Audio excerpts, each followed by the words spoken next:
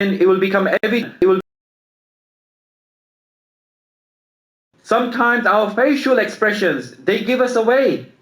Somebody might be angry, might be jealous, they might have hatred for something. It will eventually show. Either it will slip out their mouth or it will show on their face. Or the other side is true as well. They might have love, they might be sincere, they might be humble. Again, it will somehow become evident in the way they act, in what they say, in the way they walk.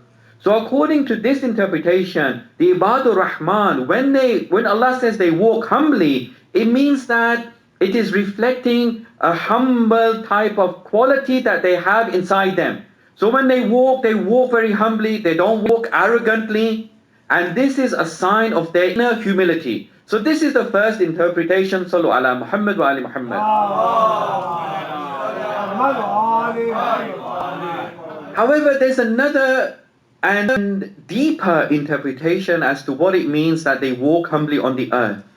According to this one, we should not look at the literal meaning of the verse. Allah subhanahu wa ta'ala is talking metaphorically. He's talking in a figurative way. It's a figure of speech. What this means is that the Ibadur Rahman, their whole life is a life of humility. They lead humble lives. Mashyuhum at-tawadu doesn't mean their walking is humble. Actually, their whole life is a life of humility. Let me take this a bit further and explain by using some examples.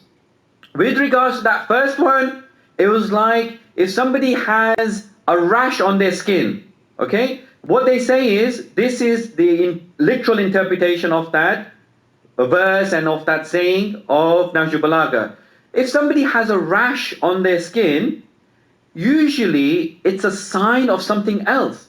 Sometimes, depending on the type of rash, it could be a sign of something more serious inside themselves.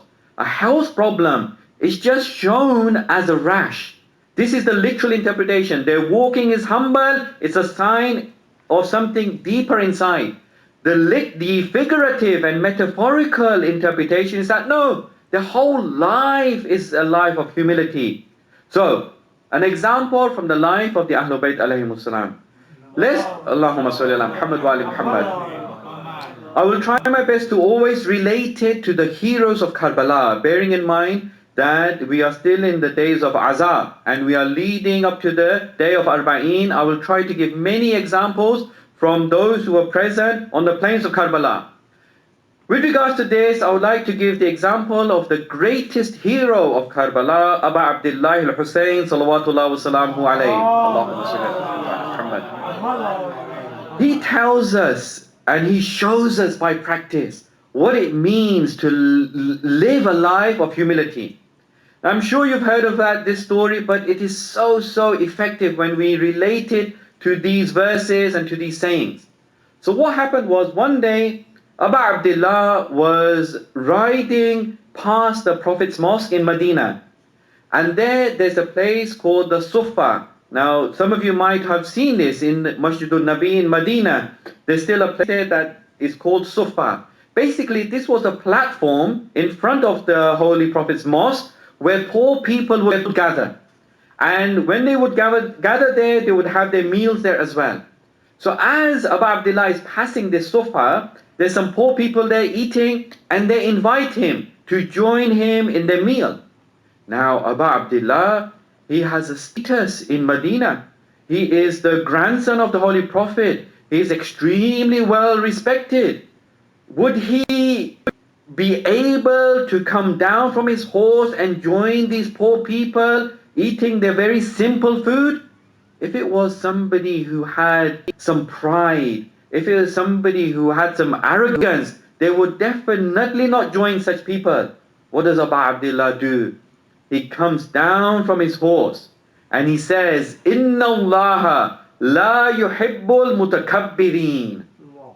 Allah does not like those who are mutakabbir, those who are arrogant. And what he does is, he sits with them, he joins them in their food, he eats with them. But not just that, look what he does. A life of humility. He says to them, you invited me and I joined you. Now I want to reciprocate. It's my turn. You come to my house. I'm inviting you.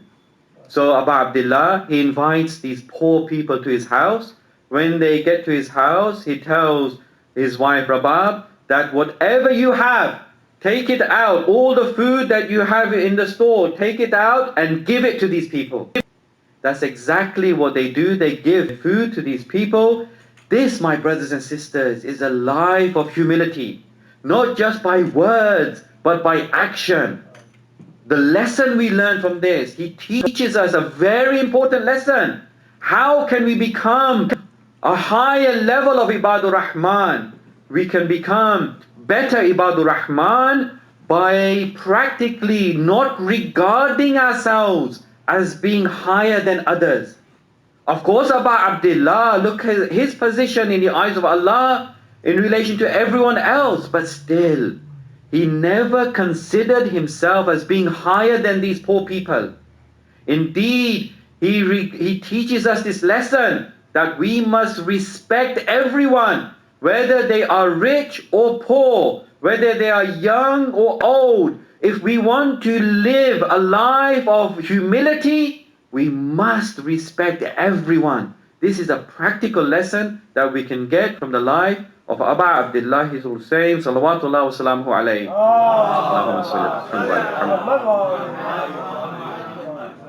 Now, we have this amazing saying from Mawla Amirul Mu'mineen Ali ibn Abi Talib salawatullah wa salamuhu alayhi, Muhammad, where he tells us this same type of lesson, but in a very beautiful way. He says, At-tawadu yarfa' wa-takabbur yada'. It is so poetic. In Arabic, what Mawla Amir does in this short saying, he uses opposites. Tawadu and takabbur, they are opposites. And to rise and to lower, they are opposites. In this one short saying, he says, At-tawadu, humility, yarfa', it raises one. And then he turns it the other way and he says, At-takabbur, which is arrogance, yada', it lowers. What a beautiful way of putting it, using this very eloquent literary tool of using opposites to describe the point. So what Mawla Amir is saying is that I don't think that those who are takabbur, those who are arrogant, they might think they are so high. They might even walk in a way that their head is held high and they think they are so better than everyone else. Actually, they are lowered in the eyes of Allah. And those who are humble, those who really, they walk humbly, they act humbly, people might think that maybe they don't have so much worth, they are so simple, they are so humble. But what Mawla Amir says, they are those who yarfa', they are raised in the eyes of Allah subhanahu wa ta'ala. So this is a very important lesson from Mawla Amir. Now before I move on to the second quality, I'll just give one final anecdote from the life of a very important scholar. His name is Muhammad Hussein Gharivi Isfahani. Now he was a faqih and a philosopher in the holy city of Najaf. And the point I want to make with regards to this story is that we can always learn to become more and more humble over the course of time. And he did the same thing. It doesn't happen overnight. It happens gradually and slowly, and it takes a lot of effort. So in the holy city of Najaf, what happened was, one day, this great Ayatollah, he was walking down the street with his students. And as it happens, he had a bag of potatoes with him.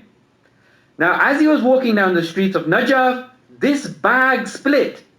And these potatoes went everywhere. Perhaps it's happened to some of you, certainly it's happened to me. My wife tells me, don't overload the bags when we go shopping. Of course, I don't listen to her, and before we get to the car, the bag splits. So this is what happened, and these potatoes went everywhere. Now, this Ayatollah, he bends down and he starts picking up these potatoes. As he does so, a smile breaks out on his face. So now his students, they ask him, they say, "Oh Shaykh, we saw that when you bent down to pick up these potatoes, you were smiling. What was that smile all about? He says to them that I remembered an incident that happened when I first joined the Hawza. When I first joined the Hawza, I was fairly well off. I was quite rich. And I had with me a tasbih that was made out of very expensive stones. And what happened was, one day, as I was walking down the street, this expensive tasbih broke. And these expensive stones went all over the place. But I had this element, I had this a bit of takabbur and arrogance in me. I was new to the Hawza and I didn't want to bend down. I didn't want people to see me bending down and picking up these stones of my tasbih. So I just left it there and I moved on. But he says, now, after all of these years of studying in the Hawza, I have no hesitation whatsoever to bend down and pick up potatoes from the roads. Sallu ala Muhammad wa ali Muhammad. So this tells us, my brothers and sisters, that it doesn't happen overnight. It took him many years of studying and training and trying hard to remove this vice of takabbur from him. But if we persevere, Allah subhanahu wa ta'ala inshallah will give us the tawfiq, and we can of course remove this vice just like all other vices. Even if it's a little bit, I'm not saying anyone has lots of it, even if it's a little bit, we should always strive to go higher and higher the ladder of spirituality. Sallu ala Muhammad wa ali Muhammad. As for the second attribute of the Ibadur Rahman, as mentioned in these verses, this attribute is that the Ibadur Rahman, all their social interactions are based on the principles of peace and wisdom.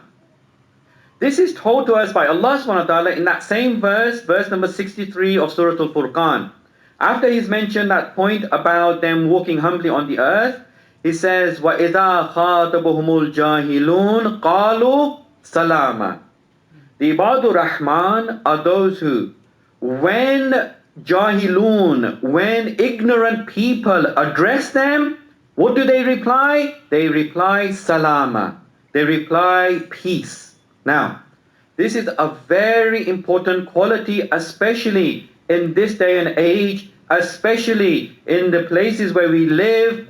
It is extremely important to understand this very, very carefully. What does it mean that the Ibadur Rahman, when the Jahilun say to them something which is very ignorant, they reply based on the principles of peace and wisdom? Now, this is very important for us to bear in mind.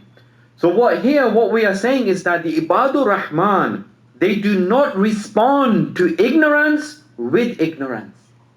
When somebody talks to one of the Ibadur Rahman in an ignorant way, they abuse them, they insult them, they say something very bad to them, they respond still, they preserve their dignity, they preserve their honor, they respond to them with honor, with dignity, and with peace and wisdom. I'll give you one example, and again, you've all heard of this story. It's from the life of Imam Hassan al-Mushtaba salawatullah wa salamu alayhi. So one day, in the holy city of Medina, somebody from Sham had come to Medina, and this person, of course, being in Sham, he had been subject to all the negative propaganda of Muawiyah and the people of Muawiyah against the Ahlul Bayt alayhimus salam.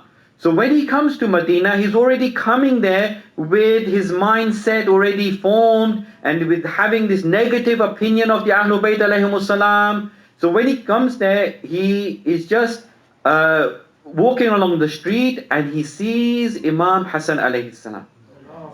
He is told, he asks someone that who is this, and he is told that he is Imam Hassan, he is the son of Amir al-Mu'mineen. So now, when he goes to him, what does he do? Based on this negative idea that he's already got from the people of Muawiyah, he starts abusing him. He starts abusing his father. He says all sorts of nasty things to him, and he insults him and his father completely. But now look at the response. Remember, وَإِذَا خَاطَبَهُ الْجَاهِلُونَ قَالُوا سَلَامًا. Imam Hassan al-Mushtaba, after he is finished, he smiles in a very polite way. And he says to him, Salamun alaykum. And then he says to him, are you a stranger in this city? And he says, yes, I am. He says to him, come with me.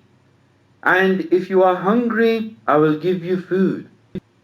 If you are in need of shelter, I will give you shelter. If you need some clothes, I will clothe you. If you want, I will help you with your stuff if it's too heavy for you to carry. Whatever you need, I will be here to help you. This person, he starts crying. He starts crying and he tells him that before I met you, I had a completely different opinion about you and your family. But now I know your status. So then what happens is he goes with Imam Hassan alayhi salam to his house. He stays with him and he becomes a sincere follower and a sincere lover of the Ahlul Bayt alayhimus salam. Allahumma salli ala Muhammad. This is the effect when somebody says salama and responds with wisdom and peace. What is happening is that when we act in this way, my brothers and sisters, we are keeping the door open for reconciliation in the future, aren't we? If we respond in a polite, wise way, we are always keeping the door open that somehow, perhaps in the future, we can become friends. However, if we respond with ignorance, they tell us something ignorant, we respond with ignorance. We respond harshly, rudely, in a confrontational way. Oh, why did you tell me that? I'm going to tell you this. We have immediately closed that door, perhaps forever. It's going to be almost impossible, or at least very difficult, to become friends in the future. So at least if we have patience, we respond to them in this way, we leave the door open. And who knows in the future what can happen? Allah subhanahu wa ta'ala can make the hearts come together. Just like we saw in the life of Hassan al-Mushtaba, salawatullah wa salamu alayhi. Allahumma salli ala Muhammad wa ala Muhammad. But then what happens? Sometimes people ask me this question, that sometimes we respond with peace, we respond with wisdom, we tell them that no, this is not right, and this is the right way, with wisdom, peace, knowledge. The answer is from the Quran. All our answers are from the Quran and the teachings of the Ahlul Bayt alayhimus salam. Allah subhanahu wa ta'ala tells the Holy Prophet. So now remember, if he is telling the Prophet, certainly it applies to us even more. He says that, you all recall that the Holy Prophet was called all sorts of names. He was called a poet. He was called a magician. He was called insane. But what does Allah subhanahu wa ta'ala tell him in Surah Al-Muzammil, verse number 10? He says, وَاصْبِرْ عَلَى مَا يَقُولُونَ. Be patient about what they say to you. وَهْجُرْهُمْ هَجْرًا جَمِيلًا. And exercise something which is called Hajar Jameel. Now, what does Hajar Jameel mean? Hajar Jameel means keeping away, but in a graceful manner. It means keeping away from these people in a noble manner, still preserving your honor and dignity. He says, وَهْجُرْهُمْ هَجْرًا جَمِيلًا. Stay away from them, but in a graceful manner. So, for example, what is an example of Hajar Jameel? And this is something we should all exercise. First with salam, with peace and wisdom. If that doesn't work, and sometimes it doesn't work. We have many cases, we try our best. Still, they keep on doing what they're doing, or it gets even worse. So then we stay away from them in a graceful manner. So an example of this is told to us in Surah Al-Qasas, verse number 55.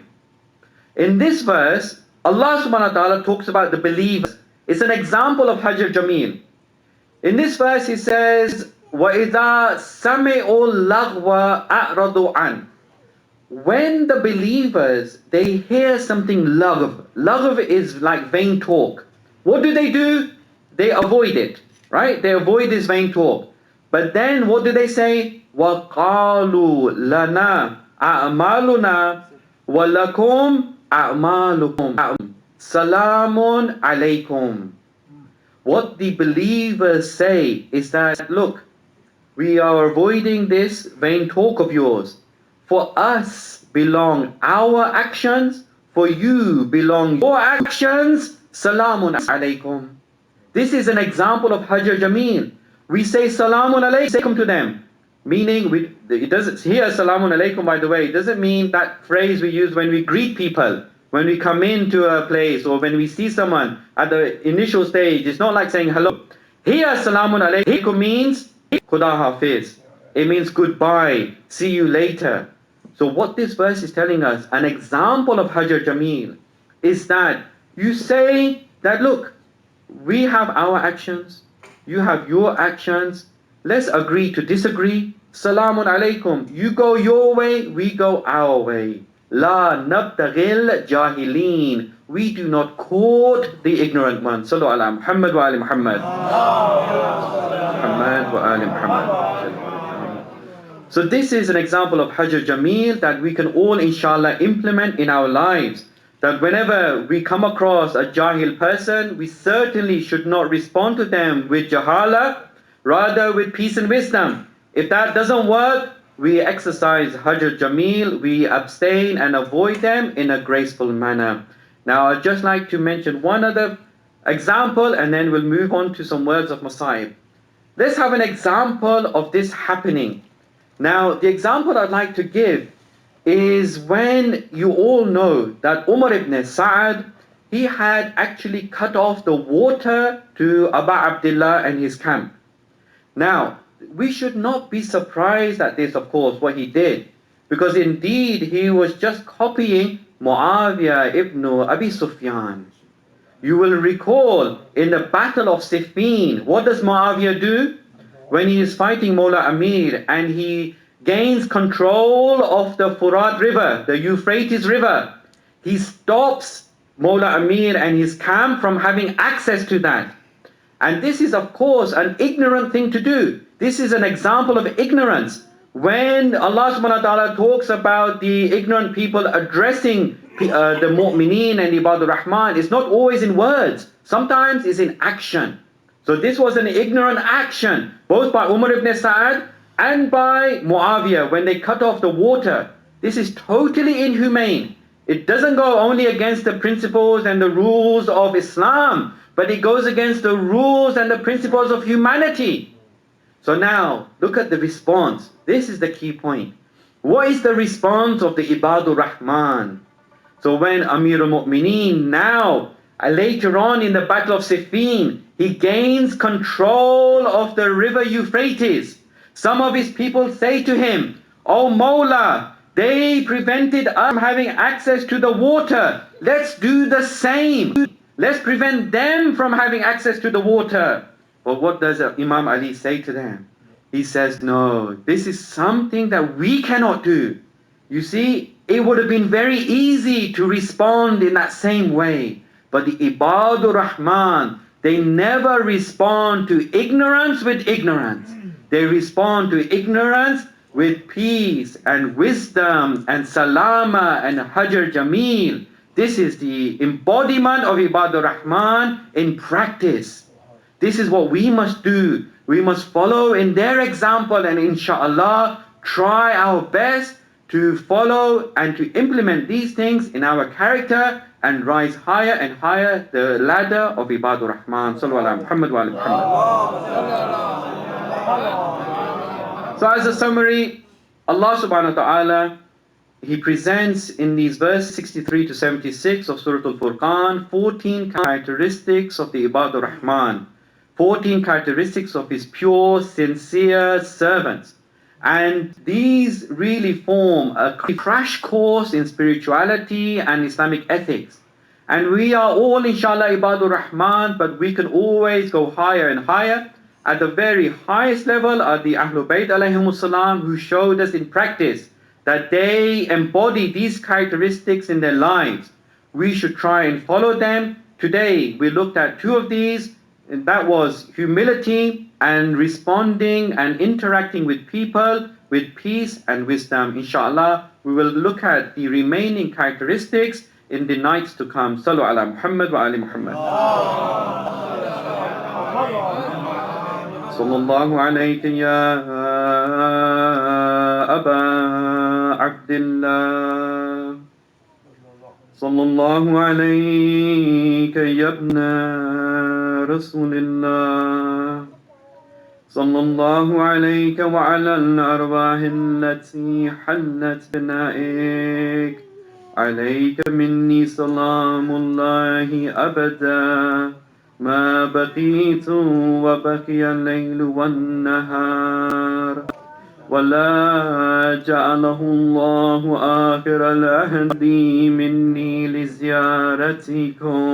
Altogether, please. السلام على الحسين وعلى علي بن الحسين وعلى أولاد الحسين وعلى أصحاب الحسين يا ليتنا كنا معكم فنفوز فوزا عظيما. On the day of Ashura, Abu Abdullah, he finds himself all alone.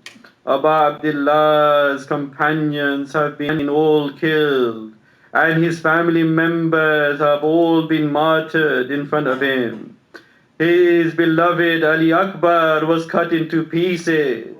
His young nephews, Aoun and Muhammad and Qasim, was slain in front of him. Even the backbone of his support, Hazrat Abbas, was martyred in front of him. And now he is all alone. There are only the women and the children remaining. So now Abu Abdullah, he calls out,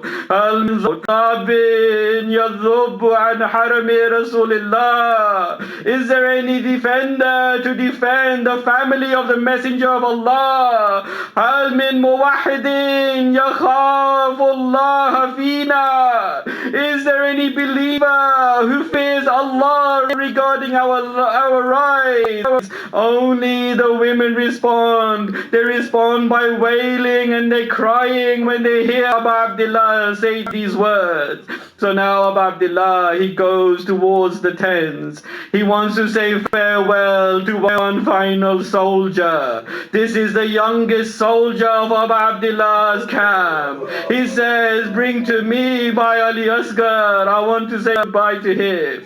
So they bring him to him. According to one report, Abu Abdullah, he takes him in his arms and he goes onto the battlefield. My brothers and sisters, just like all his soldiers went onto the battlefield, now the youngest soldier is on the battlefield. And my brothers and sisters, just like all the soldiers, they had a battle cry. They had words of poetry as they came out. Ali Asghar also had a battle cry, but his battle cry was his crying from thirst. As he went out with this young soldier, Abu Abdullah says to the people, if you do not have mercy on me, then have mercy on this baby. At that time, Hurmala, he takes an arrow. He points it to the tender neck of Ali Asghar. Now, my brothers and sisters, you know that when an animal is slaughtered, they use the word zibah. This is the same word that the narrator uses to describe what the arrow did to the neck of Ali Asghar. فَذَبَحَ, it slaughtered him. Allah la'natullah ala al-qawmi al-zalimin. وسيعلم الذين ظلموا أي منقلب ينقلبون. اللهم إنا نسألك باسمك العظيم الأعظم الأجل الأكرم. يا الله يا الله يا الله يا الله يا الله يا الله يا الله يا الله يا الله يا الله يا رحمن يا رحيم يا مقلب القلوب ثبت قلوبنا على دينك O Allah, through the intercession of Abu Abdullah and all the shuhada and usra of Karbala, accept these prayers of ours. O Allah, enable all of us to live and die with the love of the Ahlul Bayt. O Allah, enable us to live and die according to the teachings of the Quran and the Ahlul Bayt. O Allah, forgive us and our forefathers for our sins. Bring relief to all those who are facing difficulty around the world. And O Allah, our last but not least prayer is that you hasten the appearance of the 12th Holy Imam, Ajjalallahu Ta'ala Faraju Sharif. Sallu ala Muhammad wa ala Muhammad.